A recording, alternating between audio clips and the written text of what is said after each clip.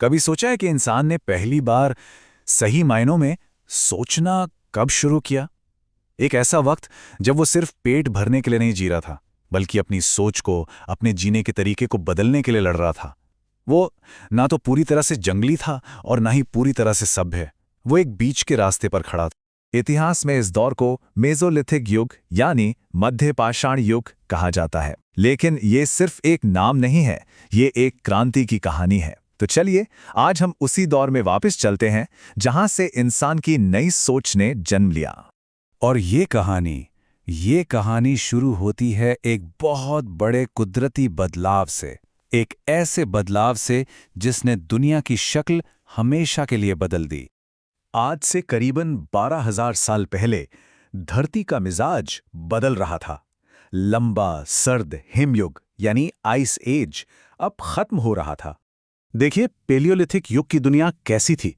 बर्फी बर्फ, विशाल जानवर और बस एक जगह से दूसरी जगह का लगातार सफर।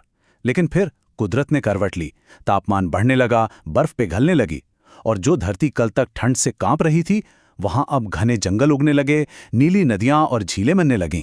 दुनिया बदल चुकी थी। लेकिन इस बदलाव के साथ एक बड़ी मुश्किल भी आई।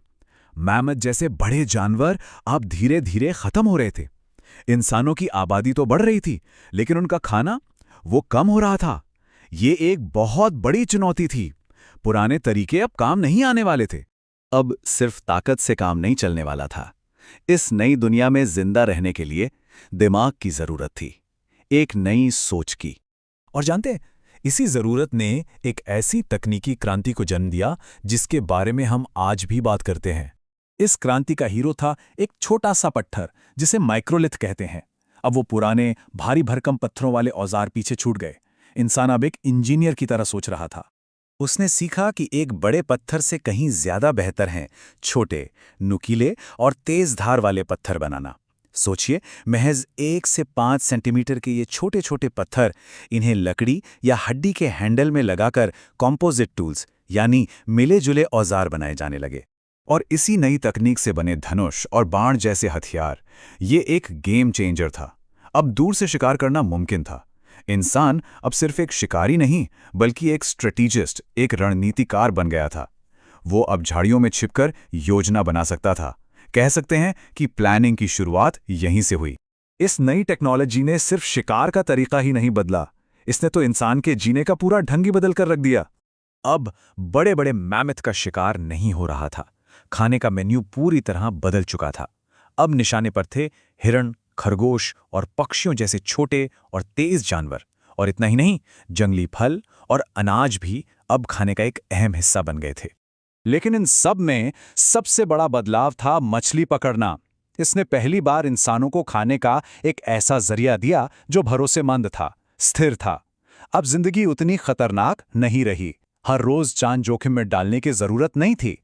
और इसी वजह से पेलियोलिथिक का वो घुमंतू इंसान जो हमेशा चलता रहता था, अब मेसोलिथिक में पहली बार ठहरना सीख रहा था। अब इंसानों ने नदियों के किनारे अर्धस्थायी बस्तियां बनानी शुरू कर दी। झोपड़ियां बनने लगीं। लोग मौसम के हिसाब से एक ही जगह पर बार बार लौटने लगे। और यहीं से इलाके या टेरिटरी की सोच पैदा हुई। ये मेरी नदी है, ये मेरा जंगल है। यही वो सोच थी जिसने आगे चलकर गांवों और फिर शहरों की नींव रखी। तो ठीक है, इंसान अब एक जगह बस रहा था, नए औजार बना रहा था। पर हम ये कैसे जाने कि वो क्या सोचता था, उसके मन में क्या चलता था? इस सवाल का जवाब हमें कहीं और नहीं बल्कि भारत में ही मिलता है। अगर उस दौर के इंसान से मिलना हो तो मध्य प्रदेश की भीमबेटका गुफाओं में जाना होगा। वहां की दीवारों पे लाल और सफ़ेद रंग से बनी पेंटिंग्स वो सिर्फ कला नहीं है, वो उस दौर का एक तरह का सोशल मीडिया फीड है जो हमें उनकी कहानियां सुनाता है। इन पेंटिंग्स में क्या दिखता है? लोग समूह में शिकार कर रहे हैं, साथ मिलकर नाच रहे हैं।